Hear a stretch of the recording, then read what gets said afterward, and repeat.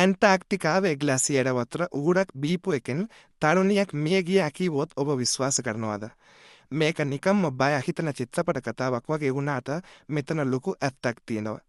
ග්ලාසියර වතුර වීදුරුවක් වගේ පැහැදිලි නිසා ගොඩක් අය හිතන්නේ මේවා ලෝකයේ තියෙන පිරිසිදුම වතුර කියලා. හැබැයි වැරද්ද තියෙන්නෙත් එතනමයි. පැහැදිලි උන පළියටම වතුර ආරක්ෂිත වෙන්නේ නැහැ. මේ අයිස් තට්ටු අවුරුදු දහස් ගණනක් තිස්සේ මිදිලයි තියෙන්නේ. ඒ වගේම මේවා ඇතුලේ ශතවර්ෂ ගණනාවක් තිස්සේ නිදාගෙන ඉන්න අතිශය පැරණි ශුද්‍ර ජීවීන් සහ මාරක පරපෝෂිතයන් ඉන්න පුළුවන්. මේ වගේ අමුතු විෂ බීජ ගැන අපි ප්‍රතිශක්ති කරන පද්ධතිය කිසිම දෙයක් දන්නේ නැහැ. ඒ නිසා තමයි පළපුරුදු සංචාරකයින් කොච්චර පිපාසය තිබුණත් පිළිපහදු කරන්නේ නැතුව මේ වතුර බොන්නේ නැත්තේ. මොකද නොදන්නා විෂ බීජ තියෙන වතුර බොනවා කියන්නේ Tamanගේ ජීවිතයත් එක්ක සූදුවක නිරත වෙනවා වගේ වැඩක්.